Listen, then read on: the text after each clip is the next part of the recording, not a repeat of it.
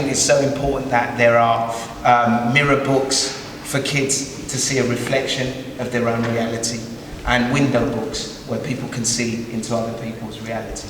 I grew up reading loads of kids' books, and I never saw a book with someone like myself in it. Never. I don't know. I don't think it had an effect on me, but I think, it would have just so boosted my life and made me really feel and have a connection with society and feel that was important if I could see a book that represented me. I'm going to read from chapter 6, which is Sweats, Stumbles and Smells. I was until I went back into the living room. What is that smell? I think it's weakness leaking out of Brian's gutter, said Dexter, chuckling.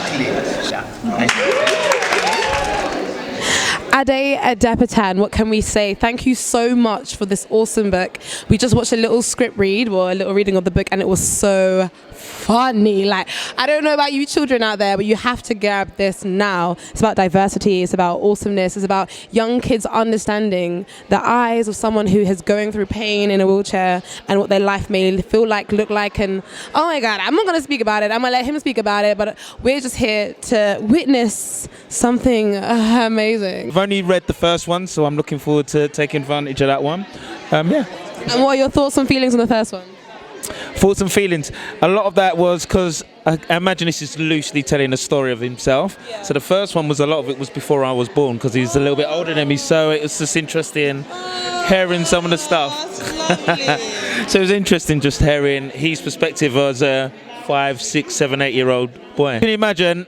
He can do it. He did everything that everyone else could do. He was a protective brother. He was intelligent. He was everything. So, to be honest, I didn't really register about his leg or it being a disability till I was probably over 10. So, 10 and below.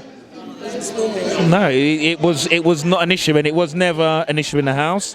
We never made an issue of it. My parents treated him just the way you treat a child, and I think that's how you do treat a child with disability. I admire him and I'm inspired by him, so a lot of the stuff I do is being inspired by him. So if anything, it's what you'll do if it was your brother. So yeah. Thank you, that was amazing. I have the awesome, the gorgeous, the amazing. Not only is she fabulous, she's the supporter of her beautiful husband. How does it feel to be that amazing? I mean, I'm not sure I'm that amazing, but he's that amazing. So I'm glad to be here and to watch it all tonight. They always say behind a wise man, there's a super awesome wife. But my better question is, what even inspired him to write this book? He's lived an extraordinary life, and he's got so many stories, so many adventures. So there's a lot for him to talk about, really. Yeah. I mean, of course there's obstacles. There's no obstacles that he doesn't overcome, though. So be it a set of stairs or a volcano, he can get up it. Do you feel like this book is going to help a lot of young people feel like they're seen? And 100%, because as Ade said in his speech, it's a mirror book and also it's a window book. So for those kids who are disabled, it's going to empower them because they see someone like them that's achieved amazing success. And yeah, in this book he's a superhero. And then on the flip side, to anybody else, they're reading a book where it's normalized and not just normalized, it's celebrated. So I think hopefully it'll just seep into young minds and it'll become something that they don't even think about. They just are naturally considerate and open-minded. So fingers crossed it does change the world, you know. Be more open-minded for longer and accept people how they are. I'm Tommy Nagra. Hi, Nala. And how did he get in contact with you, or did you contact him? Well, Ade's link with Children in Need is one that goes back years. He's been such a fantastic supporter of the charity. Obviously, he's a presenter on the main show. But the story of Ade and Children in Need is one that goes way back. Ade's first wheelchair was supported by the money raised by the great British public for Children in Need, and very kindly and generously is donating all the profits for Children in Need. So we're very privileged and very lucky to have someone like Ade as one of our big supporters.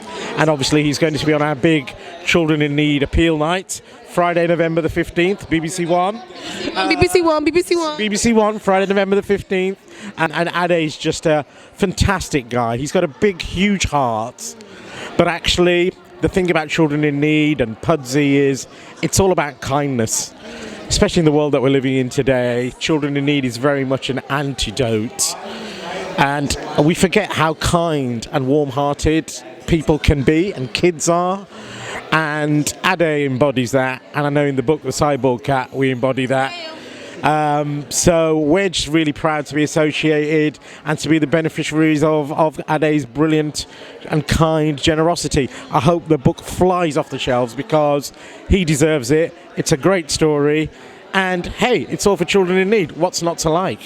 The first question I wanted to ask, because I'm asking everyone but you, is what inspired you to do the book in the first place? Inspired me? Well, initially I was going to write an autobiography, like a big person's autobiography, kind of because a lot of my friends kept saying to me, remember when you did this, when you climbed that volcano, or when you travelled to that country and you told me about this. And I was thinking, I'm starting to forget all of these things that I've done, and I need to put it down on paper. So I wrote a chapter and sent it out to a load of publishers, and my publisher came back, and we just sort of sat down and came to the thought of, there aren't enough diverse books out there for children. There aren't books out there that speak to, children from different backgrounds. There certainly weren't many with black disabled protagonists, and kind of thought, it's something that's needed to be done. And it was also about getting more young boys reading as well. And so we just thought, my book or my story could translate really well into a children's book. Initially, I was kind of worried because I think there's a big responsibility when you write children's books. They're really important. Everyone, you must remember the first kids' book you read, or the books that you read when you were a kid, and how much of an impact that they had on you. Robin Hood, there you go. All the Lincoln Green and the sheriff of Sherwood Forest and all of that stuff. So all of those things, they really stick into kids' heads, and they have an influence on their future. So I felt a massive responsibility to write this. But once I started writing, I just really enjoyed it. I had so much fun bringing in the humour to the book. And so, the inspiration really came from wanting to write a book that can speak to every child out there. Because as you were saying before about there not being much representation, I was just thinking as a child, like, it's true, reading all the books, I didn't really feel like I was involved in these books, just reading them. I think the only time I ever felt included was not a book, but the program, superhero, what's his name? The black superhero, Electric Shock. Oh, I know. Yeah.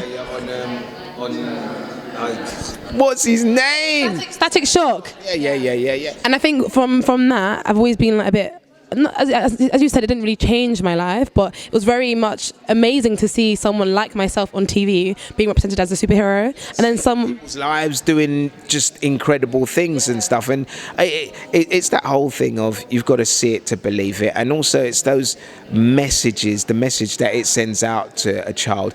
If you don't see people like yourself in all different walks of life, then you don't feel like you're included, you don't feel inspired to want to achieve, and it kind of puts limitations in your mind as to what is possible to be, that you can achieve.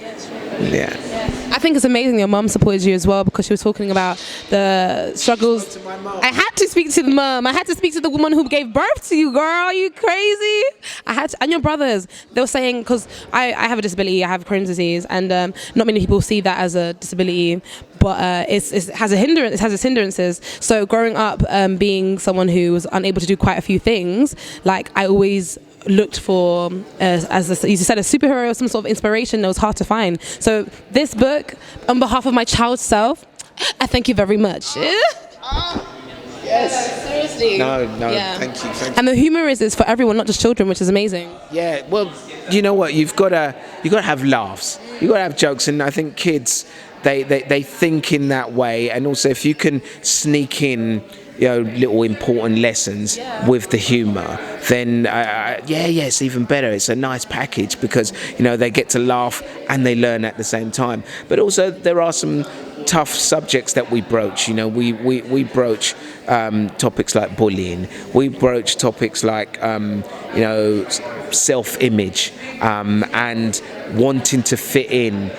Worried about feeling different and worried about what other people think about us, and the way that can affect children, psychologically, mentally. We do touch on them quite lightly, but yes, they're difficult. But one of the things I really want as well is for kids to be able to read these books with their parents. So when there is something that they're not quite sure of, they can speak to their parents, and they can, and as kids and families, we can reconnect. I want this book to help families reconnect. I love that. So in terms of your long-term goal with the book, are you going to look to do a bigger series, a movie? Are you looking to movies and merchandise? Bam! So future goals. Well, we got the Cyborg Cat T-shirt, Which I want. It was for me when I saw Carl Pearce's illustrations. He's just amazing, and what I really it was slightly sidetracking here, but what I really enjoyed with working with Carl is we had this big back and forth about drawing black characters, and I think because in a lot of books people don't draw black characters, or when they do they become almost caricatures.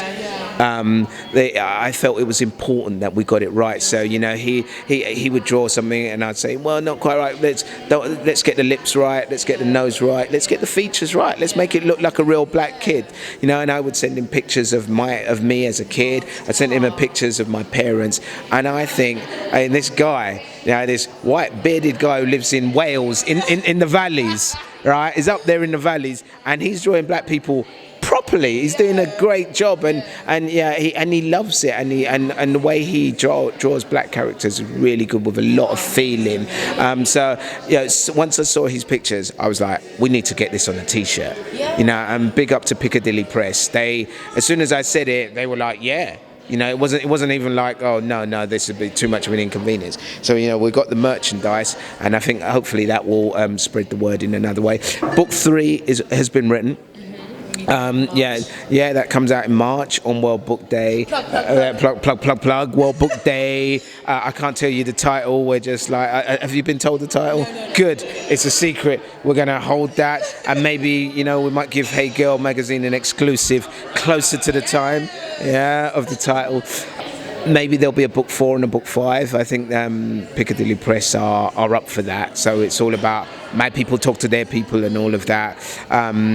And then, I'd love this to either become an animated series or a drama. When I wrote this book, I very much had, maybe for some of the older people here, when we remember things like The Wonder Years, Everybody Hates Chris, all these millennials need to Google them things. But even like Malcolm in the Middle, those sort of shows which are family orientated, funny, telling that story of young kids, and with the comedy in this, I think it'd be great, and the effects, I think it'd be amazing. I mean, I did a children's drama back in 2006, 2007 called Desperados, about a junior wheelchair basketball team, and that was on the BBC. We had 10 episodes of that, and it went ballistic. Kids loved it. I want to say thank you so much for inviting us, and thank you so much for this incredible book. What you're doing here is literally amazing, and I know for a fact that so many kids, adults, young people are really going to resonate with this. Is there anything you want to say? A little mic drop, bam. No. Listen, I want to say thank you very much to Hey Girl magazine. You guys always support me. It's just incredible what you do. And please go out there, buy Cyborg Cat and the Night Spider, and book 1. Actually, this is the origin story, Rise of the Parsons Road Gang. We can change things. This is what it's all about. Diverse books that represent the country that we live in. Amazing. Thank you. Big up.